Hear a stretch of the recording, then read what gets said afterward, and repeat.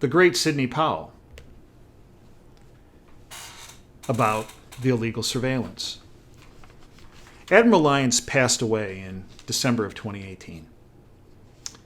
And one of the things that Admiral Lyons kept telling me between March of 2017 and his passing in December of 2018 was that he emphasized to me that I had, and anyone who cares for this country needed to do, was to keep pushing on the exposure of the illegal surveillance, and in particular the HAMR, because, as he said, direct quote, the HAMR, the illegal surveillance, is the key to the coup. It is the key to General Flynn's freedom. And it's the key for the future of our country, end quote. He kept, pun intended, hammering that comment and that statement. We have some other information that has since come forward. This is from John Solomon, just this past week. After Flynn unmaskings, U.S. Intel won't answer whether agencies spy on Congress. Office of the Director of National Intelligence recently refused to answer if U.S. spy agencies monitor lawmakers, saying any admission could reveal methods.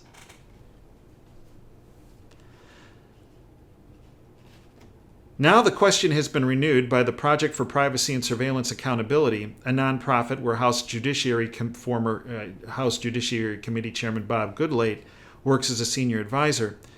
The group this past February filed a Freedom of Information Act request demanding that the Office of the Director of National Intelligence release information related to whether U.S. intelligence has been surveilling past and current U.S. senators and House members.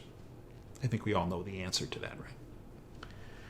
ODNI's response only added to the intrigue.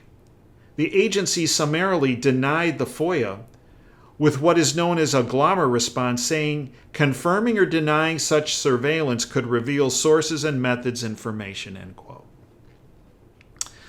But Rick Grinnell, who is an incredible patriot, freedom fighter, who's the former acting director of national intelligence, when he was headed out the door, he did a couple things. One is he released the transcripts of General Flynn's phone calls with Ambassador Kislyak from Russia. This was the heart of why Flynn had to be removed, supposedly. This is the smoking gun evidence. And when he released the transcripts, it became obvious. Wait a minute. General Flynn wasn't talking about sanctions with Kislyak. In fact, the person who brought up sanctions was not Flynn, it was Kislyak, and General Flynn didn't bite on that.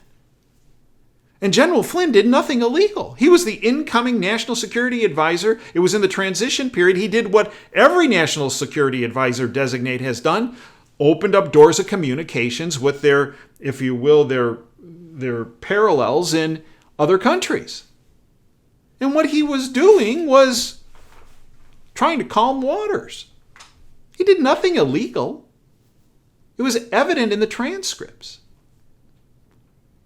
But it also came out that Acting Director Grinnell put out was that General Flynn had been unmasked many times throughout November 2016 from when the election occurred and through December. In fact, if you look at the dates, it was from the time the election occurred until December 28th, 2016. And then they unmasked or looked at General Flynn's phone calls after that from January 5th throughout January 2017. Well, why do I bring those dates up? Because the phone calls with Ambassador Kislyak occurred on December 29th and December 31st. Yet we know from records Obama and Clapper and McCabe and Comey were speaking about those phone calls on January 3rd, 4th, and 5th. Well, wait a minute. If the phone calls occurred on December 29th and December 31st, but there were no unmaskings in that time period, how did they know about the contents of those phone calls? between General Flynn and Ambassador Kislyak. It's exactly what Sidney Powell pointed out. Illegal surveillance that was done on platforms that were illegally controlled by Obama, Brennan, and Clapper.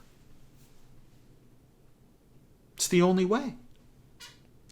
And then Grinnell said, when he was asked about the transcripts, he said, well, they were not the work product of the intelligence community. Wait. The intelligence community consists of the CIA and the NSA and the FBI and you name it across the board. Grinnell gave you the answer. The Patriot not only released the transcripts showing that General Flynn was innocent, but they also, when he showed the timing, was that, wait, it wasn't done in the unmasking time periods. And the only way they could have gotten these transcripts is if this data, this information on the phone calls was harvested illegally. And he said it wasn't through the intelligence community. In other words, we got these guys that went rogue. And they got this information. And they hid it. Because it showed General Flynn's innocence. That's right. As we mentioned from the very beginning, and I've taken a lot of heat from this, ever since General Flynn was removed from his position in January 2017, or February 2017, I went on record as saying he was an innocent man. It has been proven to be correct. I took a lot of heat for defending General Flynn, and I do it again in a minute. He's a patriot. He's an innocent man. And if it were not for his courage and the courage of his family and the courage of Sidney Powell, he would be left rotting in prison today. And our country would be in far worse shape. He's an incredible patriot. When all this is coming down, he takes the time and the effort to try to educate you with what's going on. This past week, he authored a quick article. I believe it was published in Western Journalism. It was entitled, "This is My Letter to America." It's not long. You need to hear it. You'll never hear it through the bought-off lamestream fake media. Here it is. We are witnessing a vicious assault by enemies of all that is good, and our president is having to act in ways unprecedented in decades, maybe centuries. The biblical nature of good versus evil cannot be discounted as we examine what is happening on the streets of America. It's Marxism in the form of Antifa and the Black Lives Matter movement versus our very capable and very underappreciated law enforcement professionals, the vast majority of whom are fighting to provide us safe and secure homes, streets, and communities. When the destiny of the United States is at stake, and it is, the very future of the entire world is threatened. As Christians, should we act? We recognize that divine providence is the ultimate judge of our destiny. Achieving our destiny as a freedom-loving nation, providence compels us to act and do our part in our communities. It encourages us in this battle against the forces of evil to face our fears head-on. No enemy on earth is stronger than the united forces of God-fearing, freedom-loving people.